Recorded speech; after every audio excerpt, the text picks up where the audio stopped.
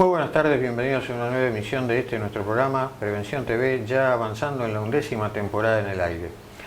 Aunque la temporada sea nueva y recién empieza, vamos a hablar, y sea verano encima, vamos a hablar hoy de un tema viejo, vamos a volver a algo que ha ocupado en forma detallada distintos programas a lo largo de los últimos años. Vamos a abordar hoy con Javier, luego de un breve corte, el tema de los factores de riesgo para la enfermedad cardiovascular.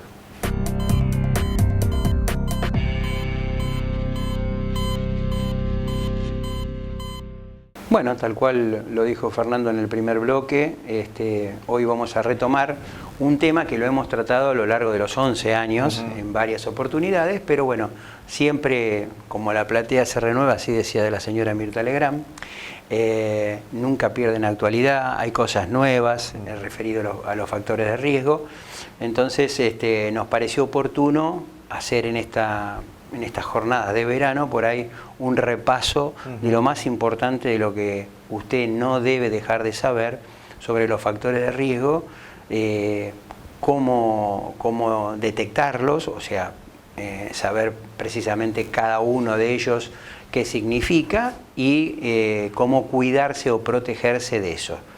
¿Cómo podemos clasificar a los factores de riesgo, Fer?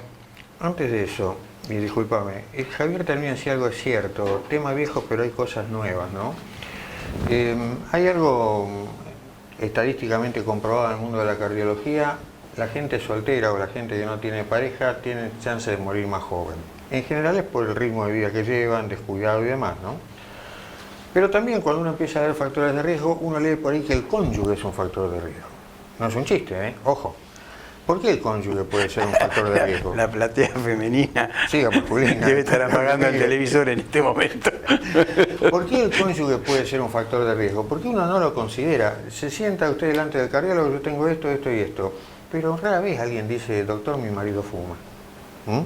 A eso está referido el cónyuge como factor de riesgo, los hábitos del cónyuge en sí. Menos mal que lo aclaraste, si no, no te iba a dejar entrar a casa, ni te iba a dar de comer. Entonces, el punto es este. Piensen, por ejemplo, el caso del tabaquismo, que es uno de los que Javier diría es probablemente el único modificable seriamente hablando, los demás son controlables.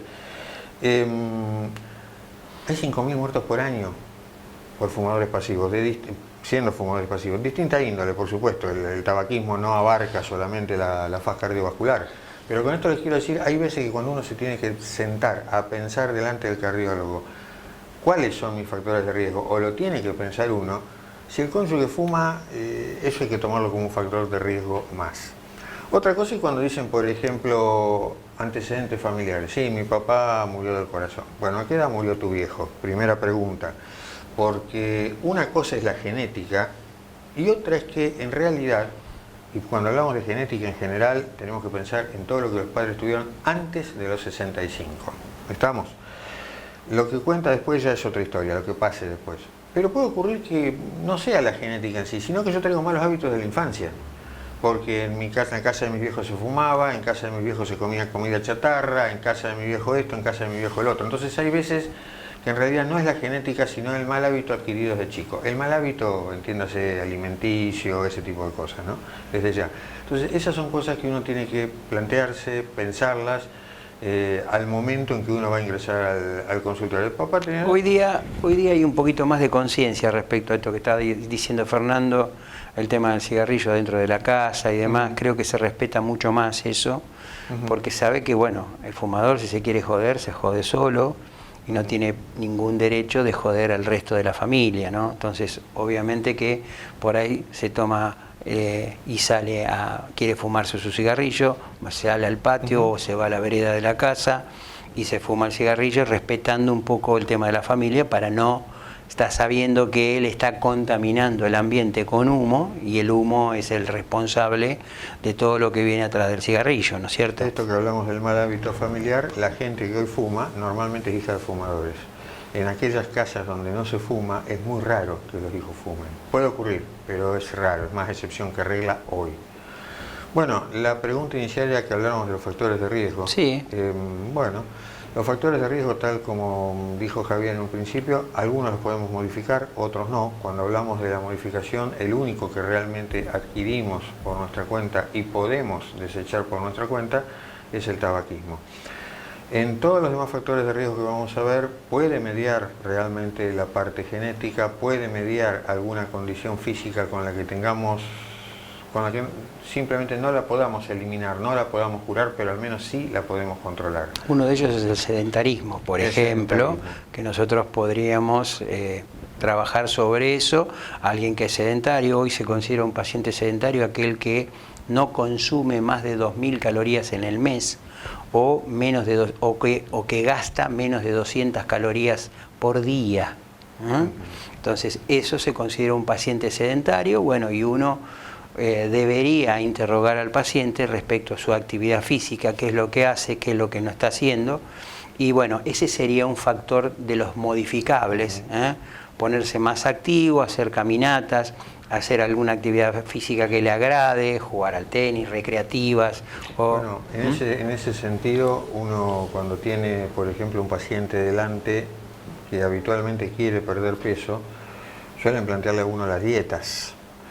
Y en realidad las dietas se acaban, las dietas se terminan, las dietas son difíciles de llevar adelante. Yo por lo menos suelo terminarlo diciéndole, no es una cuestión de una dieta, sino que cambies un estilo de vida. Claro. ¿No? Es decir, la dieta tiene un final, punto, se acabó. Logré lo que quería, no lo logré, no tiene sentido, si llegué hasta acá y después voy a volver a caer en lo mismo. Entonces, uno plantea eso, ¿no? Que es un poco a cuento de lo que está diciendo Javier. Sí, el sedentarismo lo consideramos un factor de riesgo no solo para eso, para un montón de problemas físicos más en lo atinente. Y el sedentarismo va de la mano de la obesidad, claro, va de hay la unas mano. cuantas cosas más donde si nos movemos podemos, cosas tan ridículas como hablar, por ejemplo, de osteoporosis. Sí, si una mujer llega a la osteoporosis, uno puede plantearse, mirá, es una cuestión hormonal, empezamos a perder calcio con los años, los huesos se vuelven más débiles, fantástico. ¿Se rompen todas? No, no se rompen todas las mujeres, ni es tan fácil. Se rompe mucho menos aquella que ha hecho impacto a lo largo de su vida, aquella que ha tenido actividad física, más allá del consumo de calcio, más allá del consumo de yogur que tenga. Y sobre todo se está notando que aquellos que siendo jóvenes tuvieron una intensa actividad deportiva y demás, es más difícil que aparezca una osteoporosis a futuro. Por esto que está diciendo Fernando, el impacto de la actividad física sobre el hueso, los huesos en general, las rodillas, las caderas, la columna, etcétera, se ven beneficiadas con la actividad física y la osteoporosis tiende menos a aparecer en ese tipo de mujeres que hicieron mucha actividad durante su vida y en general mantienen cierto hábito de caminatas, de hacer algún tipo de actividad, de moverse, a pesar de que ya ha pasado, está en una etapa de menopausia, pero la paciente mantiene por ahí porque fue deportista, mantiene la intención de hacer algún tipo de actividad física. Entonces, en ese caso, no tendría el sedentarismo clásico que nosotros estamos hablando en este momento, ¿no? Lo que termina de decir Javier, importante, acuérdense, la intensidad del impacto, hay una edad para eso. Estamos entonces, como bien dijo Javier, de jóvenes deportistas, después alguna actividad que complemente, pero también hay una edad a la que hay que atender articulaciones y demás, ¿no? Bueno, sí, el sedentarismo como factor de riesgo, el tabaquismo como factor de riesgo modificable, y después uno entra dentro de lo que consideramos los factores de riesgo, si así quieren llamarlos, clásicos. Para nosotros, para los cardiólogos, ha habido también, fuera de lo que puedan saber ustedes, una serie de novedades, sobre todo en lo que son los análisis del laboratorio, donde a uno lo orientan sobre la posibilidad de que el paciente tenga alguna enfermedad vascular o no. Las arterias se inflaman, aunque parezca mentira, se inflaman a raíz de justamente colesterol, las agresiones que sufre la pared con la hipertensión y demás, y esos procesos se pueden pescar, llamémoslo así, a través de análisis puntuales. Con esos análisis en la mano, el cardiólogo seguramente va a abrir los ojos, le va a indicar una serie de estudios que a uno le pueden plantear, che, ¿por qué me los pidió el chequeo y nada más? Bueno, su cardiólogo lo va a saber cuando mire. Pero digamos que así como uno habla de cosas nuevas para los pacientes, los cardiólogos tenemos cosas nuevas también para mirar. Desde el punto de vista del laboratorio, según lo que está diciendo Fernando, nosotros hoy, o yo con confianza hablo con mis pacientes y le digo, mira, tengo la tríada del desastre, digamos, o del evento, o del futuro evento, que uno a través del laboratorio, pidiendo determinado laboratorio, que en este caso es el fibrinógeno, la PCR ultrasensible y la homocisteína. Esos 3 altos pueden predecir que ese paciente está en condiciones de hacer un evento cardiovascular. Pero para que eso ocurra, tienen que estar los 3 altos. Esto tiene que ver con el fibrinógeno, que es un determinante de la coagulación, o sea que el paciente puede tener una hipercoagulabilidad, es decir, el valor facilidad para hacer coágulos. Para hacer coágulos, exactamente. La PCR ultrasensible es puntualmente un marcador de inflamación para artritis y para enfermedades cardiovasculares. Entonces, si yo sumo el fibrinógeno por un lado, más una PCR ultrasensible elevada, tendría que preguntarme en dónde va a ocurrir ese evento. Y el hecho de que la homocisteína, que es un determinante de la parte cardiovascular, ahí me pone el rótulo de dónde está el problema o dónde va a existir el problema, y uno actúa en consecuencia. Nos están haciendo algunas señales para este primer bloque, ya se fue volando, así que breve corte y continuamos con el tema de factores de riesgo.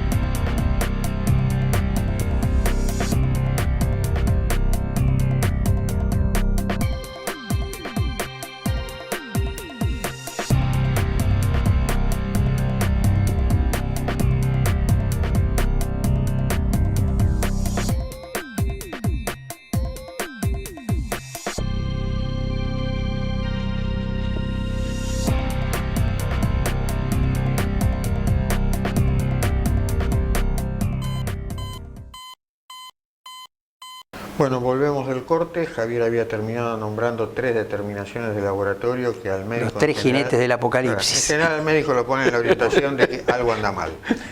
Históricamente lo que mirábamos siempre de toda la vida era el colesterol malo. Es decir, ese colesterol malo, acuérdense, hay un colesterol total.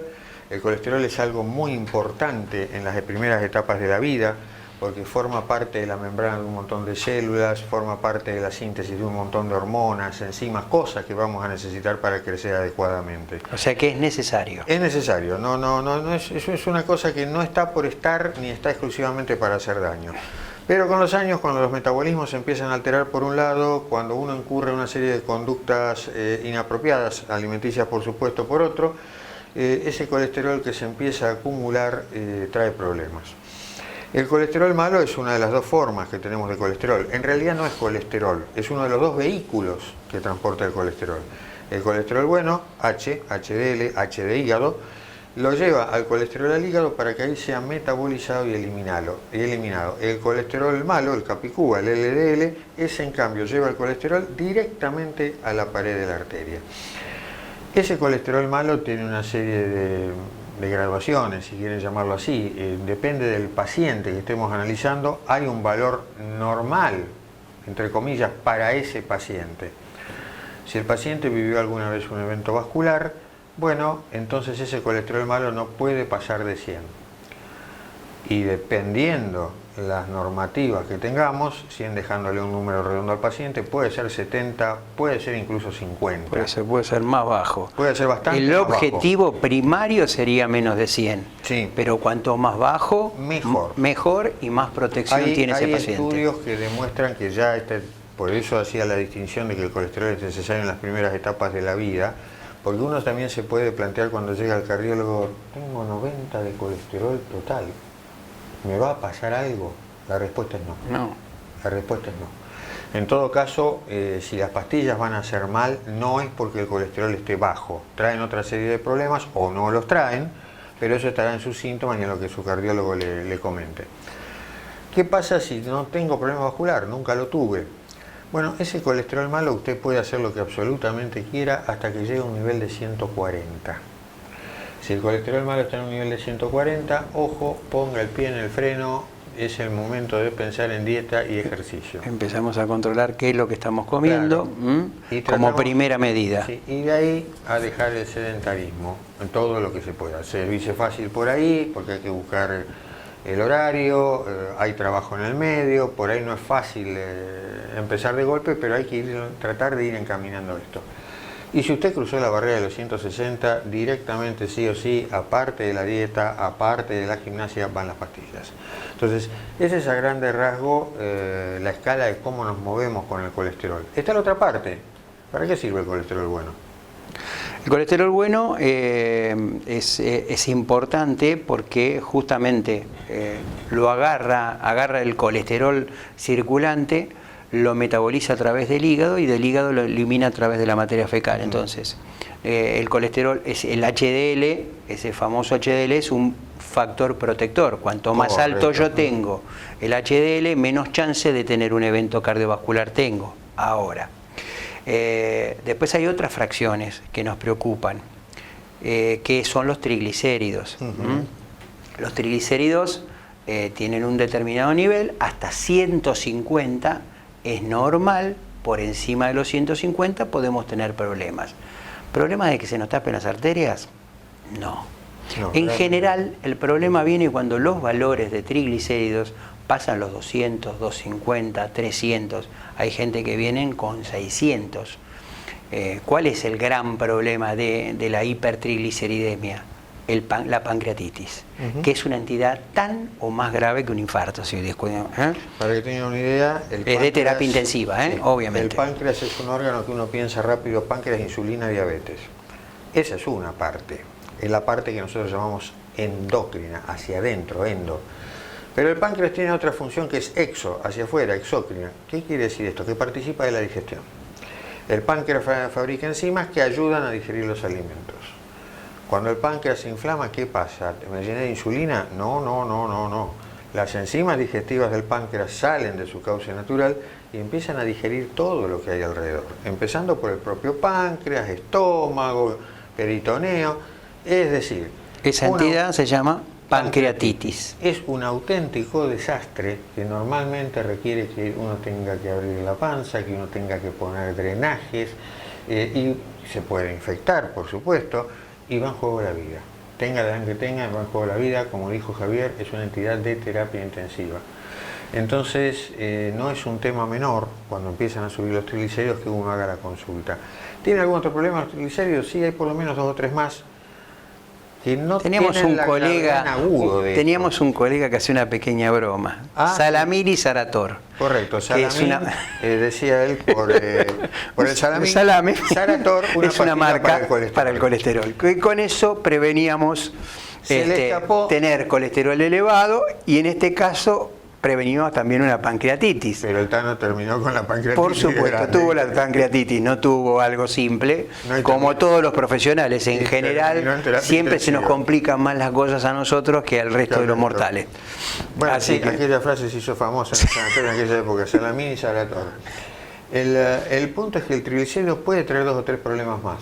Primero, si bien no tapa arterias, tengan presente que dentro del cráneo, una arteria puede tener el grosor de un cabello, o sea, nada. Ahí no llego con un bypass, ahí no llego con un stent, ahí no llego con nada. Me llené de triglicéridos, la sangre tiene color lechoso. ¿Qué pasa con esa arteria? ¿Se va a tapar? No, pero la sangre fluye muchísimo más lento. Entonces uno cree que el paciente, sobre todo si tiene edad, anda mal de la memoria, tiene 70 y pico de años, le agarró el deterioro cognitivo, pobre viejo. No tiene nada que ver con eso. Es simplemente que el triglicérido puede enlentecer tanto el flujo que puede de alguna manera afectar inclusive razonamiento, memoria, ese tipo de capacidades. No solo, por supuesto, en el cerebro, en otro montón de lugares, pero ahí es donde es por ahí más visible. El segundo efecto importante: si uno está pasado de kilos, uno es un resistente a la insulina. Si yo dejo que corran los triglicéridos, me va a trasladar inexorablemente de la resistencia a la insulina a la diabetes. ¿Tá? Entonces tampoco es un tema menor, porque una cosa es ser resistente a la insulina, que ya tiene su carga de riesgo propia, a pasar a ser diabético, que es un capítulo totalmente diferente y una modificación muy importante en la historia de cualquiera. Y ese sí que es un factor de riesgo, el hecho de la presencia de una diabetes. En general, la mayoría de los infartos que nosotros vemos, en general, es un paciente diabético, entre otras cosas, aparte de dilipémico, de obeso, etcétera, se da esa cronología. Cuando uno habla de diabetes, o cuando uno hace, para ser exacto, diagnóstico de diabetes, la mitad de los pacientes a los que uno le está haciendo diagnóstico ya tienen, al momento del diagnóstico de la diabetes, enfermedad vascular. La mitad ya tiene enfermedad vascular. ¿Lo saben? No, no lo saben. Porque no es que lleguen, doctor, tuve un infarto. No. Me diagnosticaron diabetes y el diabetólogo me dijo que tengo que consultar al cardiólogo, al oftalmólogo, En la mente de un cardiólogo incluso, usted se viene a operar de lo que sea, o a no operar, me tengo que hacer una endoscopía, doctor, me hace riesgo quirúrgico, le vamos a hacer riesgo quirúrgico. ¿Usted qué tiene? Mire, yo soy diabético. En la mentalidad del cardiólogo que lo está entrevistando, ya sabemos que el factor de riesgo de diabetes es equivalente a haber vivido un infarto. Entonces, aunque parezca que no, tiene un peso tremendo, aunque uno no tenga síntomas todavía, más allá del número que da el laboratorio. Bueno, nos están echando de vuelta. Sí, tenemos muchísimo para hablar. En las próximas audiciones vamos a estar hablando de los beneficios de la actividad física para prevenir ciertos factores de riesgo como la obesidad, la insulinoresistencia, la diabetes, cómo mejorarlo a través de la actividad física. Así que bueno, vamos a un breve corte y en sucesivos programas vamos a seguir comentando de los factores de riesgo, lo que usted no debe dejar de saber.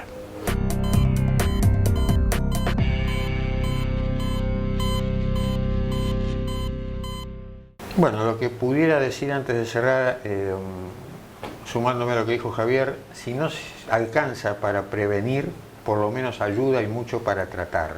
Entonces es un tema que no debemos dejar de costado. Bueno, llegamos así al final de la emisión de hoy. Esperamos que haya sido didáctico, por decirlo de alguna manera, que les haya gustado. Y como siempre, estamos a disposición para contestar lo que fuera por redes. Así que sin más que agregar hoy, desearles una muy linda semana y nos vemos de vuelta en 7 días. En 7 días nuevamente Prevención TV al aire. Gracias a todos ustedes por seguirnos. Un abrazo.